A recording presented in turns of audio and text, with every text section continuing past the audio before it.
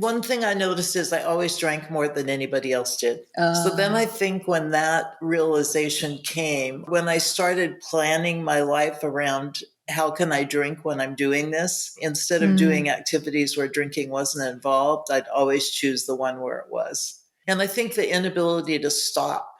Other people, like my husband, he can have a martini and a couple of beers and he's done. I guess that's the way to say it. There was never enough. I dreamt that you were twisted through seven. Hello, everybody, and welcome back to the Soberful podcast. I am here today with someone I just really love and respect so much. I want to welcome a former client of mine, Cathy. Cathy, welcome to the show. Hi there.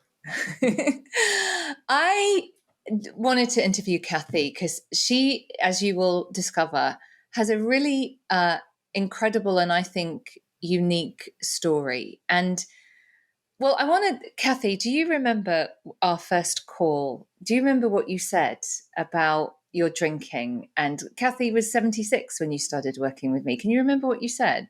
Yes, definitely. What did you say? I said I had two choices. I could either continue drinking and probably drink myself to death, or I could stop. And at that point in my life, I really didn't know which I was going to do. And that's one of the reasons why I reached out to you, is because I knew that I couldn't just say, okay, you're not going to drink anymore.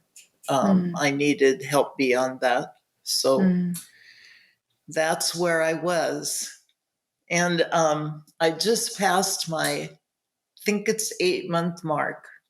I quit August 17th last year. And it's past April 17th, I think. Yeah, yesterday was April 17th. So hard to believe. It's amazing, isn't it? And I remember that because it really stuck out for me. And it stuck out for me because it made me feel incredibly sad that was going to be the two choices. And I remember thinking, please don't choose the alcohol one.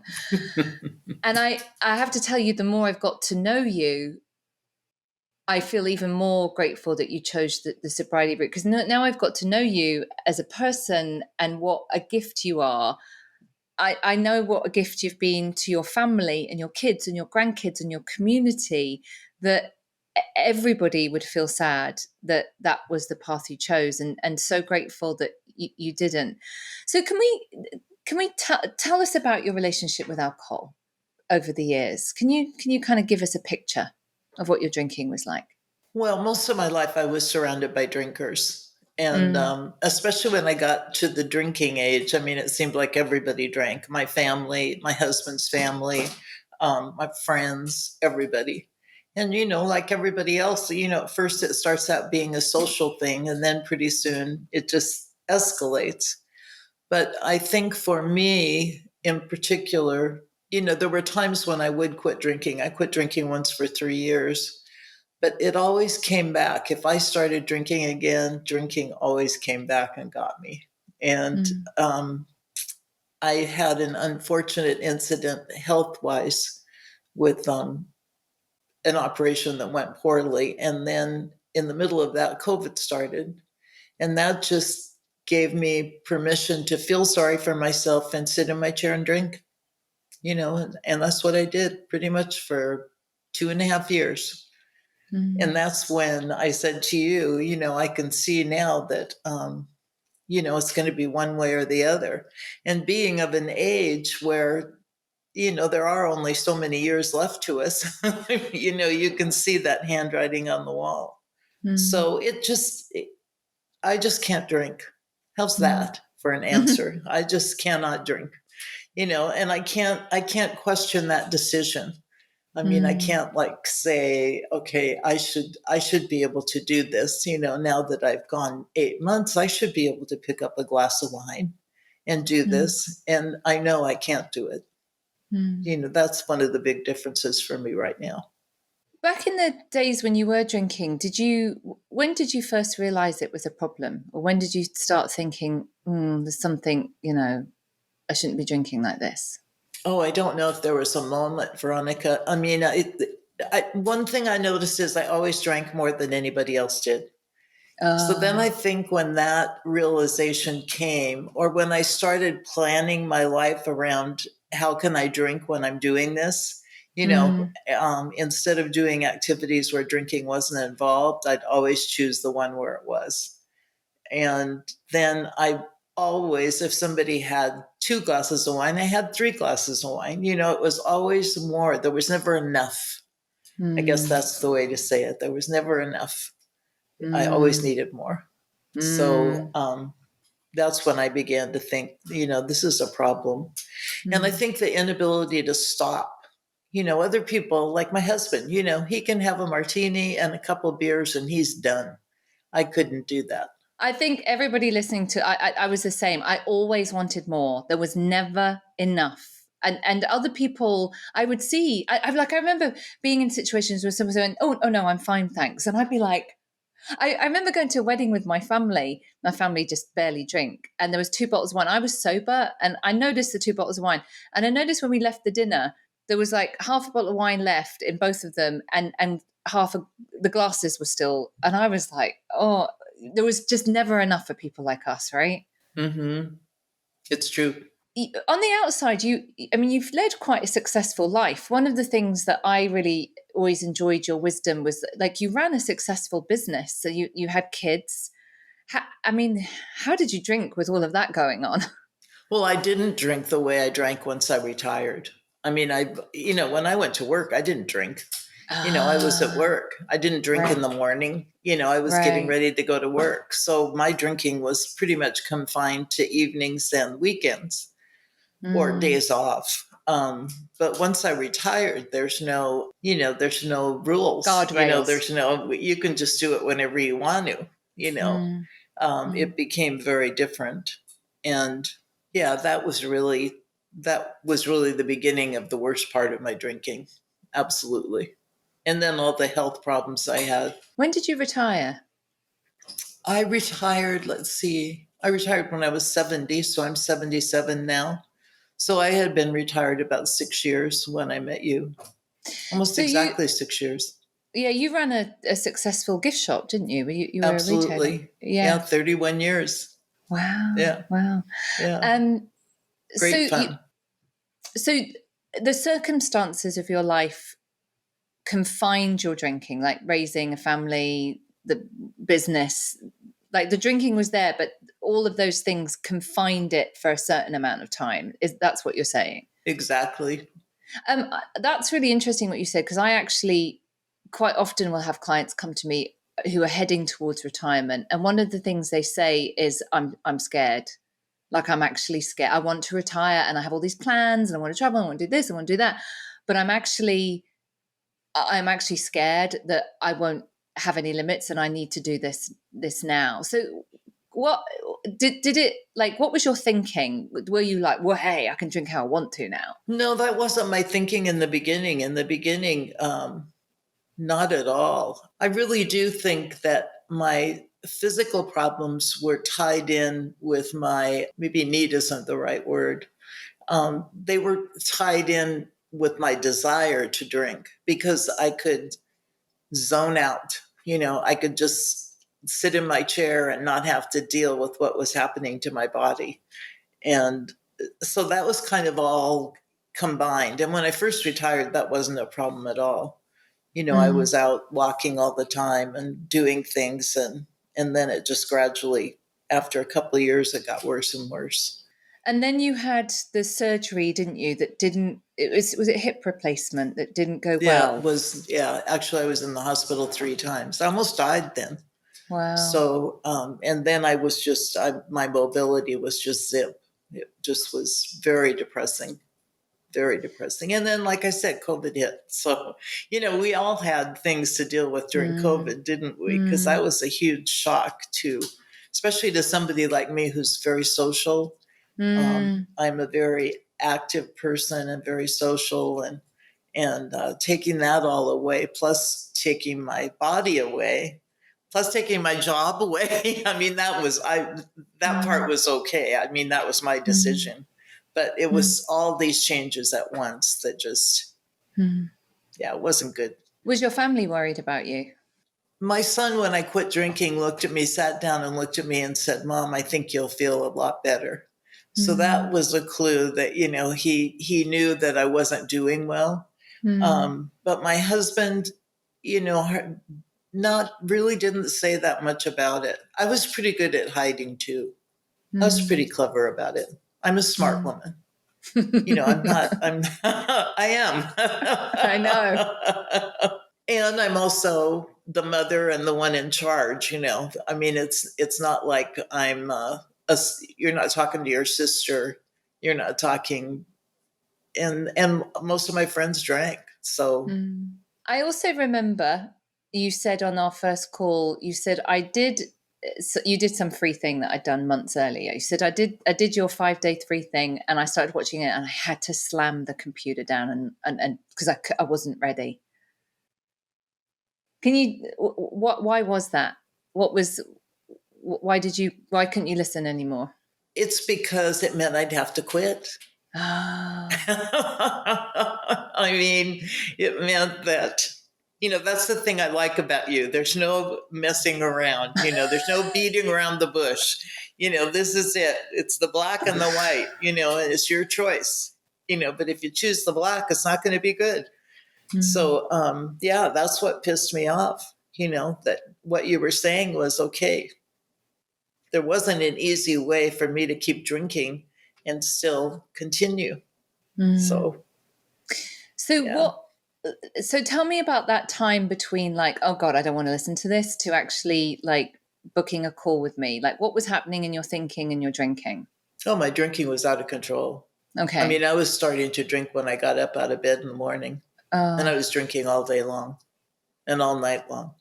Oh. I mean, I just drank all the time. Right. And I knew that just was not good. Yeah. It just wasn't good. So it just escalated into a spot that is kind of unbelievable when I look at it now. But when I look back, that's one of the things you talk about, with our group is, you can burden yourself with guilt.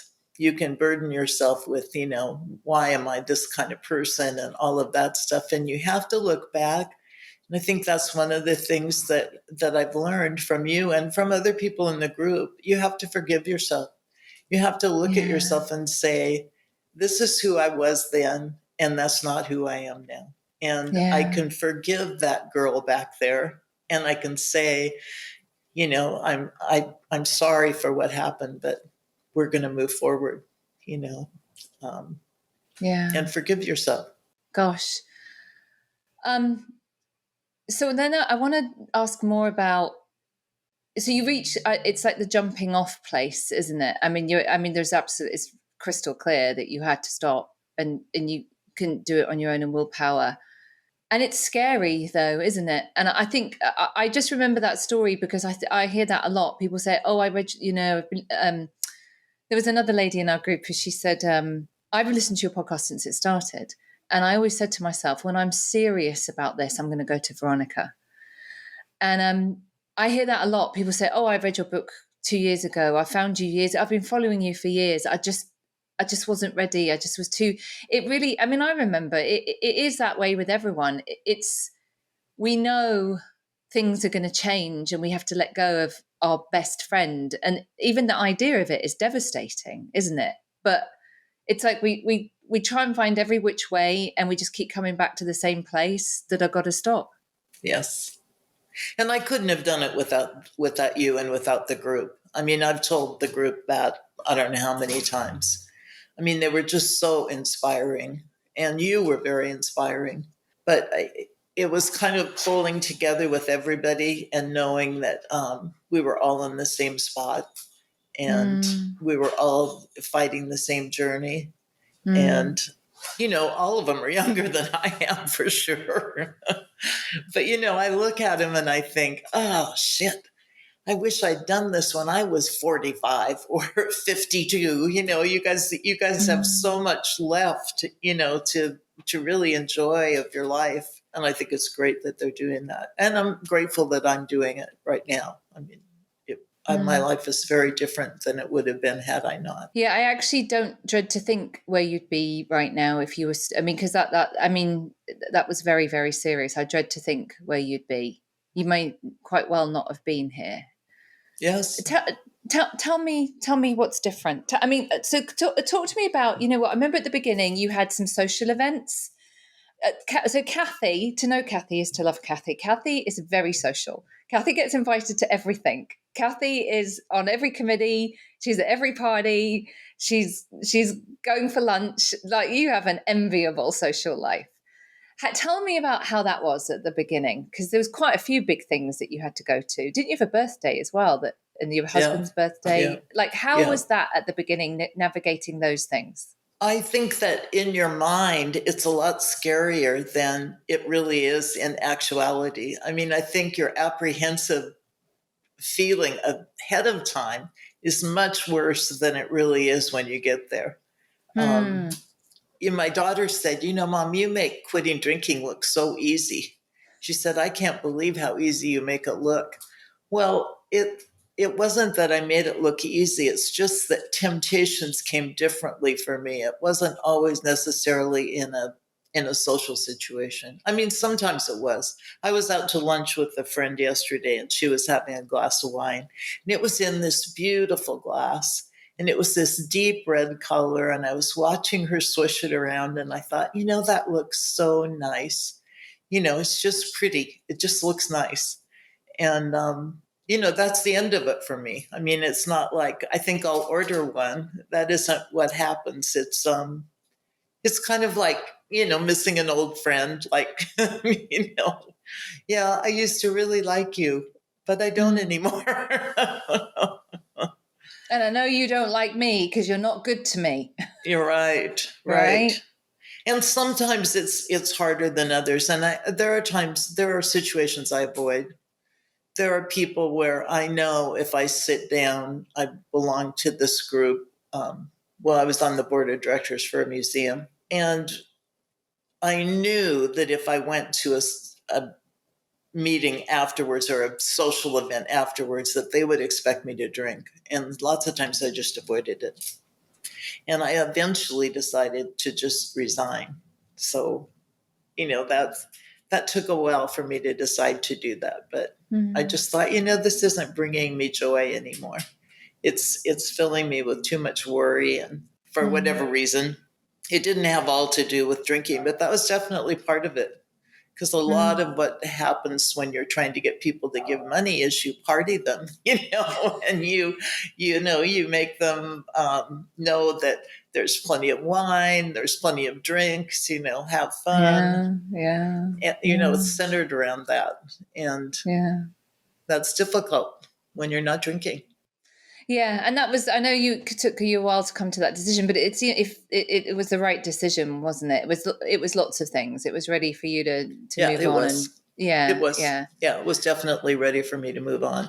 And I joke with people. I say, well, I've finally retired. I mean, I really have retired. And that's kind of a nice feeling. I mean, it really is, not to have those obligations that I had, being treasurer and redoing the gift store and, all the stuff that I did for them. It's kind of nice now. If I want to go somewhere for a couple of days with a girlfriend, I can do it. I'm going to do that actually in May. So, it's nice to be free. One of the things that I've learned from you, and that I think about a lot, and I've been thinking about it a lot since becoming an older woman, becoming a middle-aged woman. And you've taught me a lot about becoming an older woman. And I remember you told the stories, so you managed a successful gift shop for 31 years, and how, as an older woman, your opinion, background is just kind of dismissed. People see an older woman and go, oh, she has no value. Whereas quite often you were sitting there with being the most experienced and successful person in the room at that particular area. And it's really made me think about that a lot, about how we treat older women. Like, I can remember being a young woman and being disdainful towards older women. and now I'm an older woman, and thank God. I really plan on being your age and beyond. I want my grey hair, I want my wrinkles, I want my life experience. It's a gift. But it just really made me. You helped me see the misogyny against women as they age in each decade, and how they're just dismissed. And it's really made me quite determined to not do that, to observe it in me, and really go, you know what, we are just surrounded by gifts here. These women are gifts. There's so much they can teach us. And you really helped me see that, Cathy. Oh, thank you. And what's interesting is, on top of that is definitely not true for older men. I mean, if an older man in a room, everybody will turn around and look at him and think, oh man, I got to listen to this because this guy's going to say something really worthy. And that really pisses older women off. I got to tell you, it's just like, really? Yeah. Yeah, I try not to do that too. I mean, even at my age, pigeonhole people and also young people, because from my standpoint, I'm sure there's a lot of older people that look at young people and say, you don't know anything, but they do know something. It's just, yeah. Yeah, you're right. It's a really important lesson. That happens in my family with my youngest son, who's 9, this has happened more than once, where, I don't know, something we're like, he's like, oh, no, mummy, it's over there. Or no, we have to be there at 8 p.m. or whatever. And we were like, and then it turns out he's right. And we're like, you know what, Luke? And we've kind of had that. Yeah, you're right. Mm-hmm. We do. I guess it's how we put people in boxes, and men, no, we don't do that to men so much, but we do it with young people. We do it with that women. I've really that was just one of the many wise lessons that I've learned from you being in one of my groups. How have your family noticed that you've changed? I mean, they must have. What have they said now that you're a bit further down the road? Probably the person who's said the most is my husband. Right. Yeah, probably he's said the most. And we were, I decided to do this in blocks because when you try to do everything at once, like I'm going to quit drinking, I'm going to go on a diet, I'm going to start exercising. And when you lay that all out on the table, it never happens. It's too much. It is too much, yeah. So I decided in my mind, I'm going to quit drinking, and that's all I'm going to concentrate on. So, like you've talked about many times, I went through like probably 4 months of sugar and carbohydrates and cheese and crackers and, whatever. And then all of a sudden, I thought, this is no good either. This is just the same thing. You're just using something else. So I started working on that. And then the weather started to get a little bit better. And Keith and I started going for walks, just a little walk. And he was so gracious about going at my speed. And one day he looked at me and said, I can't believe how much you've changed in a year.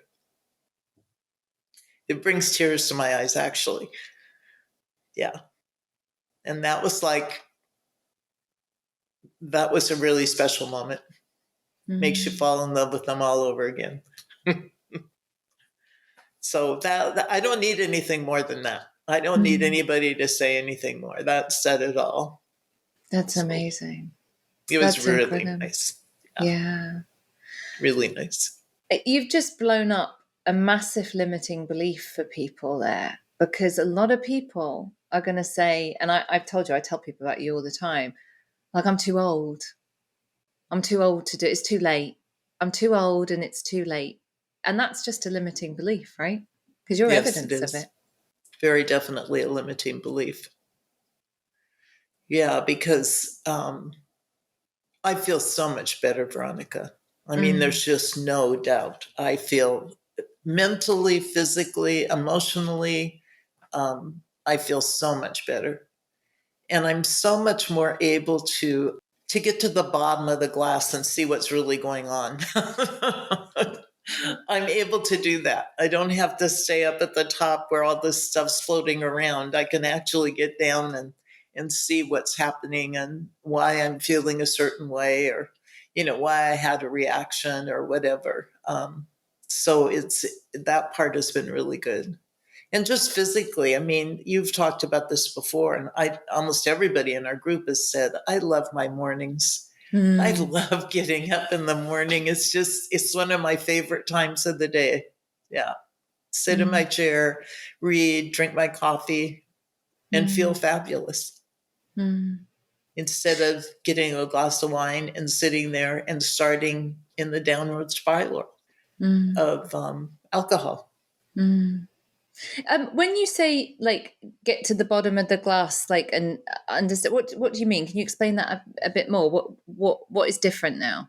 Well, if you've got a lot of things going on in your life, I just feel like sometimes they get all swirled up in this big concoction, and getting everything to settle, I guess would be what I'm trying to say. Getting all that stuff to settle down so you can see what's at the bottom of the glass.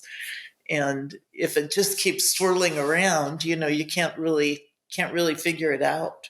And alcohol makes that swirl just all the more. I mean, it does. You don't have to face what's really going on. You can just keep it swirling around. So that has helped me a lot. Yeah, I feel like I'm more perceptive. I think what you're saying is alcohol helped me to hide from myself. Is that what you're saying? Yeah. Well, or it lets you not face it. I wouldn't say, I mean, is that hiding from yourself? Yeah, not face up to things. Yeah. I think it makes you able to not face it. Can you imagine, like, the day before you booked that call with me, if I could have shown you now? Like I said, Cathy, I'm going to time machine us 8 months or so into the future. This is what it could look like. Do you think you would have believed me? Yeah, I would have. Because, well, you and I have talked about this. I mean, you don't make this commitment lightly. I mean, number one, it's the amount of money. It's a lot of money. And when you do that, there are certain expectations. I mean, definitely. If you're not paying the price, the expectations diminish. But no, I definitely had expectations. Oh, good. I'm glad I met them. I mean, I know what you're trying to say, Veronica. Could I believe that I could actually do it? Yeah. Did I think I had the strength to do it? Yeah. And I would say yes to that. I'm a pretty strong person. Yeah. And if I set my mind to doing something, and my intellect and my spirit, it's pretty hard to stop me. And I was definitely at a point where I needed to do that. Like I said, I either did it or I just drank myself to death. So those were the choices. Yeah. Yeah. And you're right. It is, a lot of it is making when you make a significant commitment to yourself, and we do that with money and time, like, we have to be serious. We have to be, right? I mean, I've done that. When I've made commitments like that, I show up and I do it. And it is, it's a representation of the significance of the commitment to ourselves. And, I always say, about the time and money, we've easily spent this much on our destruction, easily more. It's usually tens, hundreds of thousands we've spent on alcohol. And what did it get us? But yeah, you're right. It's a significant commitment to show up and do it. And I'm so glad you did. I'm so glad. Tell me what the future holds. I'm looking forward to celebrating, by the way, your 10-year sober anniversary. Tell me what your plans are for the future now that because I know your mobility's increased a lot, hasn't it? And it has. It's getting much better. And I'm hoping, I'm going to physical therapy. I start next month, and really hoping that she can get me walking again without a cane. I mean, we'll see. I'm really close. I'm really close at this point. I've lost some weight. I hope I lose more. I've lost almost 40 pounds since we started. Oh my God. I didn't realize that. That's amazing. Yeah, so Wow. that's been really good. And I just think, I mean, if things just stay the same as they are right now, I am absolutely thrilled. Just absolutely thrilled. Everybody's good. They're all in a good spot. 7 grandchildren, 3 kids. There's their significant others. I mean, my friends. I'm so lucky. I am so blessed. Mm-hmm. I won the lottery, Veronica. I You always really say did. that. You always say that. Yeah. Yeah. I did. I did. And I almost fucked it up. Yeah. Big time. Yeah. Yeah. So yeah, yeah. If it stays like this, it's going to be great. Yeah. Yeah. And because I've got to know you, I'm so glad that your kids and your grandkids get more of you, more Hmm. of Cathy and her Cathiness. I Yeah. tell you, it's a gift to the world. I don't think we had a group session where there wasn't a really good Cathyism that made me go, ooh.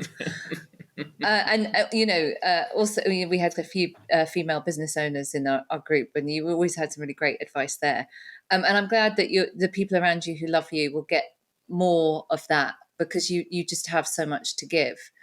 Um, what would you say to someone who was where you the one when you slammed down the screen and was like, what would you say to just someone who's older, who's telling themselves it's too late, I can't change? What would you say to that person, that from your experience, what you've learned? I guess I would say that the thing that I didn't realize how much better life would be without alcohol. I mean, I Mm, knew it would be better. I knew it would be better than drinking every day, but I didn't realize how much better it would be. And mm, that's kind of shocking to me. It still is. And I'm mm, wondering, because I hear people like in that alumni group, when that one lady was saying she'd been 2 years. And I'm wondering, well, gee, I wonder if it'll be even better in 2 years. I mean, does it continue to get better as you go along, in terms of drinking and not drinking? Um, but yeah, that's what I would say to someone that was my age that was considering doing it or not mm, doing it. mm, Don't dismiss how much better you're going to feel, because you mm, will feel remarkably better. And you'll be mm, happier with yourself.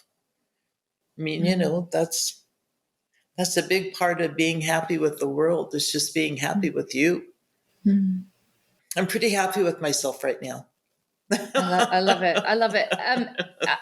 I'm just about to turn 24 years sober, Oh and my goodness. yeah, and I really, my gratitude increases every year, Cathy. I am very aware. I am so grateful, and I stumbled into sobriety. Like I mean, I didn't know what end was up. Like I was just so lost and confused. I kind of stumbled into it, and I grabbed onto it like a life raft, because I was really quite at a rock bottom. I didn't have anything else. And I am so grateful, because I'm very aware of the life I have, and every decade I've had is because of it. And it's, you know, what I want people to know is that do something. Reach, that there's lots of help. It's not just me. There's lots of help out there. There's local stuff. There's stuff online. You know, do something, because you are just such an example that recovery is possible. And I want to tell you, like, where I was at 20 years of sobriety was a really good place, but I couldn't go back there, Cathy, because it's less than where I am now. Mm. It just keeps incrementally expanding. So where Hmm. you are now, where you're going to be at a year, is going to be more. And because we are people of more, we are just Hmm. people who are more. We want more. And where you'll be at 2 years will be more. And it just keeps life expands, and it doesn't matter where you are, how old you are, what you're doing. Life, alcohol makes life smaller. It does. Sobriety makes life bigger, and it doesn't Hmm. matter where you start from. That is the truth. Hmm. Alcohol is very isolating. That's Yeah, what I've found. It's just very isolating. yeah, And to get out of that isolation is just really nice. Really yeah, nice. yeah. Yeah. Cathy, thank you so much. Thank you for trusting me, and thank you for being part of our group and now part of the alumni group. I just love having you there, and I am really, really grateful that you chose the door of sobriety to go through and not drinking yourself into a early demise. I'm really, really glad that you chose sobriety, because you're a gift to us, and I know you're a gift to your family and community. So thank you for coming on No, and just being honest and telling your story. thank you. Thank you, everybody, for listening. Let us know in the on social media how you reacted to Cathy's story, and hopefully she's blown up a lot of beliefs that you have about that it's too late or you're too old. Please just go and get help, because anything is possible when we get sober. And I'll be back next week with another episode. Thank you so much for listening.